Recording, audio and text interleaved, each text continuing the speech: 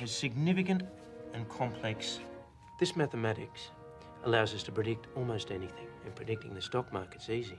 I want you to hire him. His real name is Paul Jackson. 1977, Centre Bank foreclosed on his family's farm. Hang in there. It'll turn any moment, it has to. Jesus Christ. It means there is no bank. One bright morning in 1977, in the tranquil suburbs of Bulla, Australia, primary school students fill a small classroom where the bright sun shines through the windows, highlighting the colorful, engaging classroom. Halfway into the lesson, the disciplined young children follow their math teacher's lead and enthusiastically learn the multiplication table. Then, once they finish, the teacher introduces a representative from the Victoria State Central Bank, Mr. Johnson, who gives the children piggy banks and enlightens them about the importance of saving.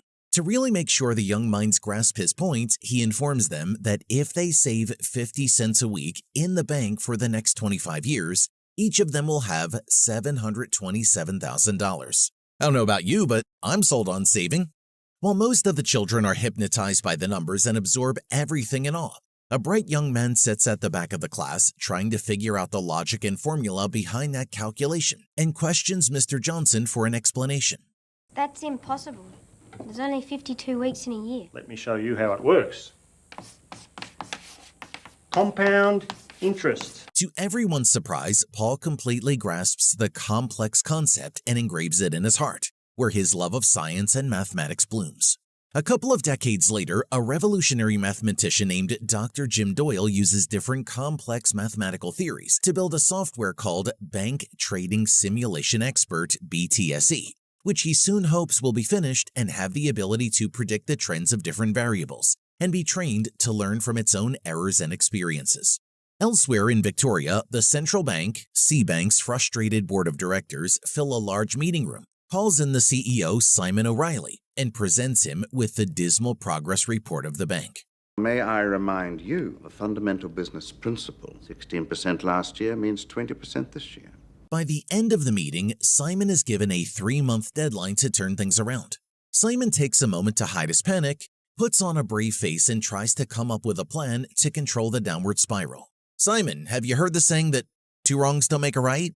After seeing the men off, Simon locks himself in his grand office, ignores the beautiful view of the city he usually entertains himself with, and glues himself to his desk for hours, trying to come up with a workable solution to his predicament. Later that day, one of his employees named Vincent informs Simon of John's BTSE software and explains that the mathematical prodigy is developing a system that can predict the stock market correction. He calls it Betsy. Great. He's named it after a f***ing cow. Simon is understandably cautious to accept Vincent's beaming recommendation of the doctor, who's a rookie in the trade world, and the duo continue their discussion for a few more minutes. Then, despite the apprehensive feeling in his gut, Simon gives in to his desperation and decides to interview the doctor. Jim arrives in Victoria and meets Vincent, Simon, and his men for lunch. The mild-mannered, shabby Jim looks like a fish out of water among the impeccably dressed fancy men and awkwardly eats his meal until Simon prompts him to start his presentation. Relieved, Jim gets into his element and passionately describes his work, but soon notices that none of the men are able to follow his pace. Hence, he improvises and stuns the men. Thanks, Jim. Yes, thank you for your time. Jim somberly leaves the meeting, certain that he's ruined the once-in-a-lifetime opportunity, but Vincent encourages him to keep up his revolutionary work. That afternoon, Simon decides to take a risk and makes a shocking decision. I want you to hire him. Really? Why? Because that wanker could be on the verge of discovering the holy grail of economic theory, that's why. A few days later, Simon makes quite the impression by personally welcoming Jim.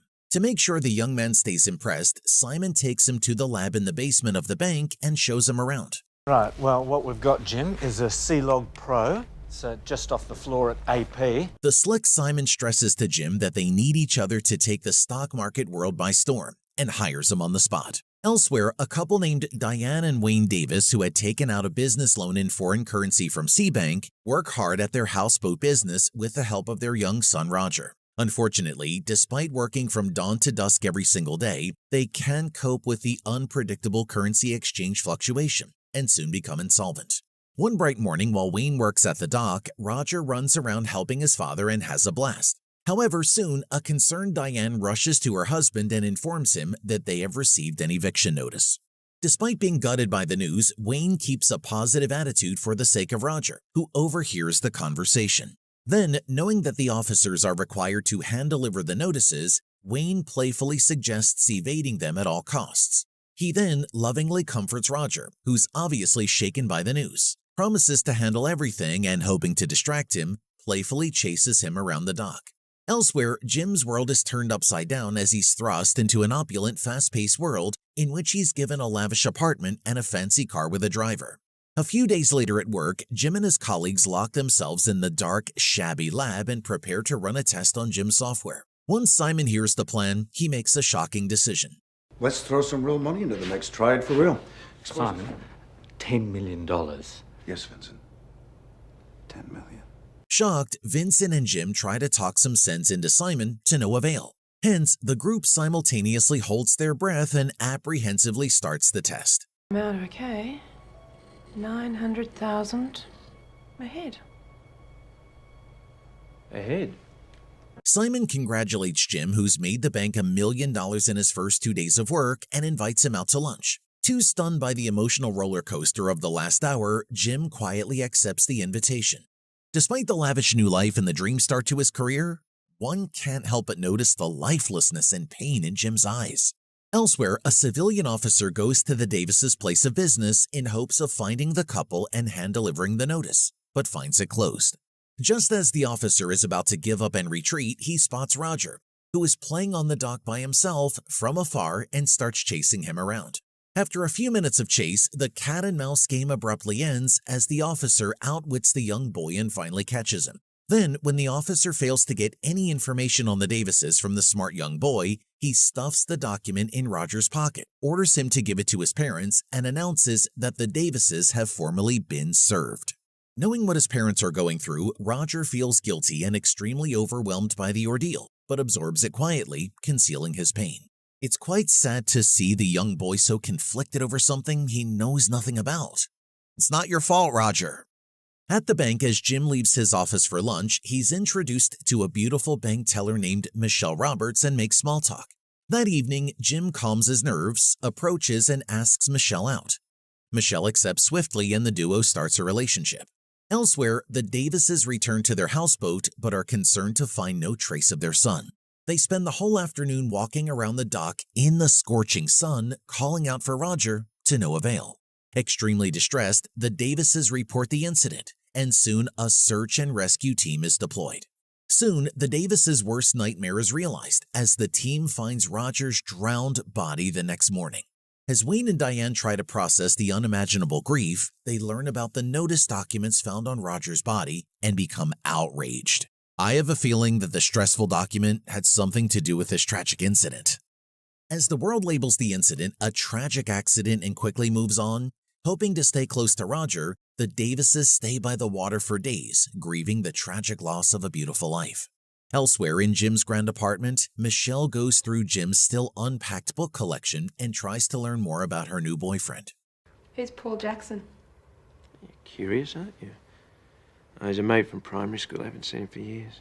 A few days later, Simon takes Jim to the stock trading room to show him the daily chaos, and shares that he used to work as a trader, and proudly narrates how he made it all the way up the hierarchy. Simon then reveals that he allows his best traders the reins to operate outside the rules, within a 10% buffer, but adds that if their position becomes compromised and goes under a certain value, the computer will cut them off, effectively shutting down their trading. Then, as Jim processes everything, Simon gives him a calm warning. Make the breakthrough, Jim. Stop whining like a fucking woman and make the breakthrough. In the afternoon, Jim, Vincent, and their team once again lock themselves in the shabby lab for hours trying to figure out the reasons behind their stalled progress. You might like to know that the last 7 tests, if we'd been live, would have cost the bank $26 million. Hoping to figure it out soon, Jim leaves the lab, takes a walk around the city without even feeling the thunderous rain falling on him, and mentally goes through every formula and principle until he experiences a light bulb moment. Elsewhere, once evicted from their home, the Davises move into a small motel and decide to sue the bank for wrongful death. To this effect, they call law firms around town, but are disappointed to be turned down by each one. Then, after an exhausting search, the grieving couple finds a small-time lawyer named Stephen O'Connor, who finally reviews their case. So what do you do then when no one will represent you? Well, you end up with me. Meanwhile, Jim returns to the lab after his discovery and spends the night there, without even working out the details alone. The next morning, Jim demonstrates his findings to Simon, who congratulates him on the progress and invites him and Vincent to a dinner party at his house. On the other side of town, while the disheartened Davises sit in their dark motel room trying to figure out how they can possibly move forward, Stephen visits them. The bank is liable. You'll help us. Well, I'll certainly try. Elsewhere, Jim and Michelle prepare to head to Simon's party, but get into a fight. Simon, the bank, they know about us. Am I the eye? Is the pressure of keeping up with the fast-paced world getting to Jim? Luckily, Jim apologizes quickly and the couple continues on the boat ride to the luxurious mansion, filled with the movers and shakers of the banking world. As the party progresses flawlessly, Simon pulls Jim and Michelle aside and proudly informs them of his latest financial move. 38 kilometers of prime crown waterfront real estate. As of 6 p.m. today, it's ours. Disgusted by Simon's attitude and mentality, Michelle tells him off and storms out of the party. Unfazed by Michelle's reaction, Simon advises Jim to dump his girlfriend and find someone else better suited for his new world. Simon has no filter whatsoever. Jim ignores this and runs after Michelle. Once on shore, the couple discuss everything. Elsewhere, as the court date approaches, desperate to make a good impression as he goes against the hotshots of the giant bank, Wayne, who has never owned anything formal, prepares to go suit shopping in the local department store with his wife. Stephen then joins the couple at the store and coaches Wayne on what to expect. It's your word against his. What about the trainee who was there? Excited by what he learns, Stephen rushes to prepare a subpoena. Meanwhile, Michelle mentally replays the last conversation she had with her boyfriend, looks back on their relationship and realizes that she doesn't really know much about the man she's planning her future with. After hours of ruminating in the mental tug-of-war, Michelle reaches out to a banker friend in hopes of learning something through Jim's financial records. Oh, a good saver since then. Elsewhere, Simon is alerted to the increasing media frenzy over the Davises' allegations and calls his men in to work out a solution. We'll be drowning in him. For fuck's sake, will you shut up? Wow, Simon and his men continue to rapidly fall down in the human decency scale. At the end of the meeting, before his men leave, Simon shares his concern about Jim and orders them to follow his girlfriend Michelle. At the lab, while Vincent and the rest discuss the recent test results, Jim stays focused and isolated, mentally going through numerous theories and principles, seemingly trying to work out how to fix the software and make sure it can correctly predict the stock market variations. Every step so far has brought him incredibly close, but never quite there. Jim pauses for a moment, factors in the bank's value of $50 billion, and works out what the impact of predicting the next stock market crash will be. He then apprehensively walks upstairs to Simon's office, anxiously playing out the upcoming discussion in his head. On the top floor, Jim summons his courage and asks Simon if he had carefully considered the consequences of their research. Simon, I haven't spent years of research, 10 years of postgraduate study for this. A few days later, a sophisticated surprise awaits the mathematician at his lab. We're now the most powerful computer system in the Southern Hemisphere. Using the new advanced technology and priceless data at their disposal, Jim and Vincent spend the next few days in the lab working hard and realize that they have made a lot of progress and discover that the software's inability to process and execute complex commands quickly remains their sole roadblock.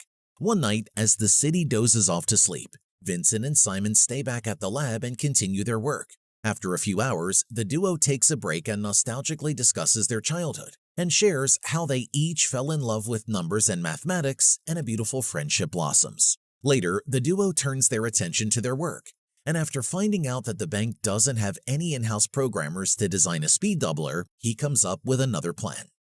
There's a friend of mine from uni who's a genius programmer. Will they need to clear him? I can clear him. Jim then meets with his programmer friend Machio. Then, using the speed doubler, Jim prepares a test for his software, while his team and Simon hold their breath in anticipation. Shit, it works. Filled with adrenaline from his success, the usually timid Jim pulls Simon aside and unexpectedly flips the script. You're not scared, are you? After all this? Simon, this is our moment. Simon considers Jim's argument, accepts it, and in exchange asks the mathematician for a favor, just as a show of good faith. Later that night, Jim spends some quality time with Michelle until he receives a voicemail. Simon wants me to take you to court tomorrow, and he doesn't want you going in a limo, so my Volvo will have to do. Jim is caught between a rock and a hard place. He can't let Michelle into his very confidential work and personal life, and no longer wants to keep lying to her. Hence, concealing his heartache, Jim somberly breaks up with her. For Michelle, nothing about Jim makes sense anymore. Hence, hoping to get to the bottom of everything, Michelle tails Jim from afar as he's escorted to court. Inside the courtroom where the Davises' case is being tried, Wayne is put on the stand and honestly details his account. You asked no questions of the bank? I trust banks. Michelle quietly enters the courtroom and eagerly awaits to find out what Jim's doing there. A few moments later, Michelle gets more than she bargained for and is shocked to her core when she hears Jim being called to the stand as an expert witness for the defense. He looks different. What? Taking his client's remark into account, Steve starts his questioning from an unexpected angle.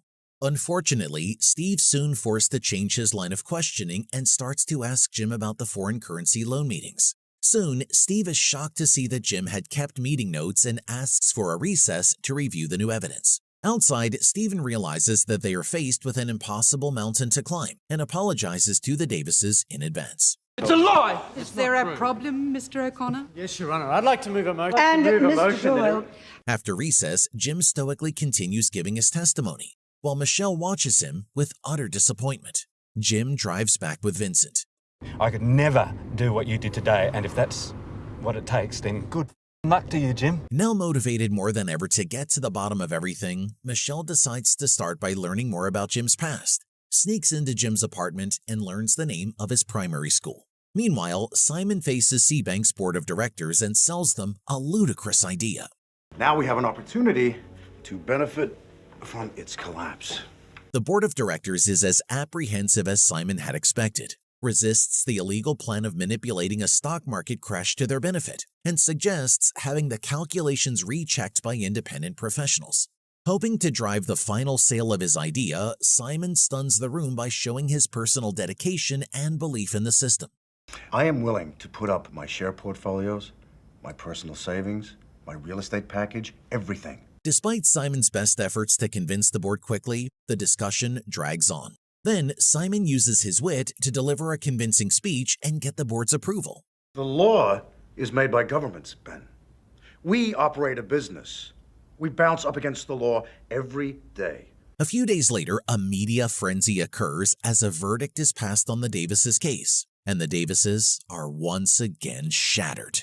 Meanwhile, at the lab, Jim takes a moment for himself before launching the system he has spent his whole life working on, and receives a phone call from Simon. Well, I'm sorry I can't be there with you. I look forward to observing it from a safe distance. Elsewhere, enraged by all the recent losses in his life, Wayne drives to Simon's estate to exact revenge. Meanwhile, Michelle's meticulous research on Jim's past leads her to a small public library in Bulla, where she finds a shocking revelation, which, in retrospect, gives her insight into Jim's motives. As they say, a woman's intuition is never wrong. Before Michelle gets a chance to properly process this information, she sees a man spying on her, sees him making a phone call, and immediately realizes that he's one of Simon's men. The spy calls Simon and reports his findings. His real name is Paul Jackson. 1977, Centrebank foreclosed on his family's farm. Seeing that he has inadvertently exposed Jim, Michelle calls Jim and warns him about Simon. Unwilling to compromise everything he's worked towards, Jim thinks on his feet and forbids everyone from taking any calls until their ambitious trading is finished. While everyone at the lab holds their breath and waits with anticipation to start trading, Jim's mind travels to that fateful day he found his father's body decades earlier. As the systematic trading starts, Simon tries to call everyone at the bank but fails to get an answer. Moments later, as the CEO continues to frantically make calls, Wayne breaks into his mansion with a rifle in hand and holds him at gunpoint. Killing me isn't exactly the best way of honoring your son's memory, now is it? Shut up! Shut the f up! Seeing how important the call is to Simon, Wayne blows the mansion's power box and flees. At the lab, for the first few minutes, the stock fluctuates as predicted, but soon starts to rise instead of crashing. Hang in there. It'll turn any moment it has to. Jesus Christ. Vincent and the rest of the team frantically try to do everything they can to minimize the disaster, to no avail. It means there is no bank. Later, on his way to the airport, Jim meets with Michelle for the last time. I was thinking maybe that you could... Come with you. The bright young boy who sat at the back of the class, intently following Mr. Johnson's lecture, and soon engraved the mathematical principles in his heart, had finally grown up and used his intelligence to avenge his father's death. Finally at peace with himself, Paul Jackson leaves the ruins behind and flees the country for good. A few days later, the Davises go to withdraw cash from a local ATM and are pleasantly surprised to find $747,000 and wonder where it came from. Honestly, after everything they have been through, it's the least they deserve.